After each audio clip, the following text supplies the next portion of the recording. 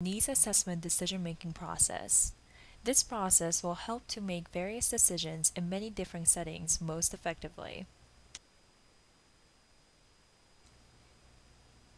In this example, we'll use a student life environment. The subject is a female college junior who is 21 years old and is financially dependent on her parents.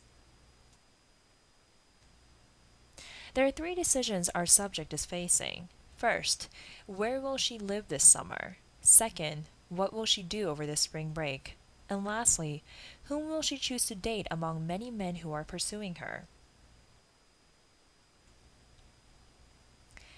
There are 5 steps to this decision-making process. First, you need to identify the decision as we have done so in the previous slide. Second, you need to establish the information needs and also identify mitigating factors. Third, create methods of analysis. Next, prioritize the information you have. This means rating the factor's importance by calculating the range and average based on a 0 to 7 impact scale. And lastly, analyze the data by classifying factors' priority level based on results.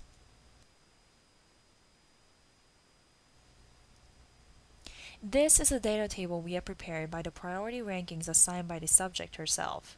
To the left of this table, we can see her 6 mitigating factors. For this student, they were family, cost, location, friends, freedom, and how much fun she'll have.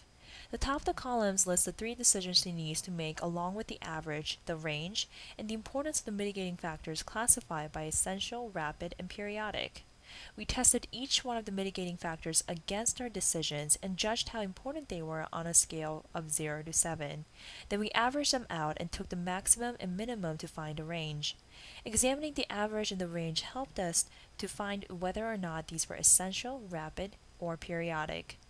According to this girl's judgment, she found location, friends, and fun to be essential, while family, cost, and freedom were found to be rapid.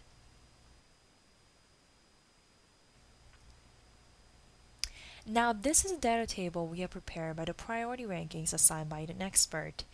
Using the same method as used in the previous slide by the subject herself, the expert found family and fun to be essential, location and friends to be rapid, and cost and freedom to be periodic. This will be explained further in the next slide.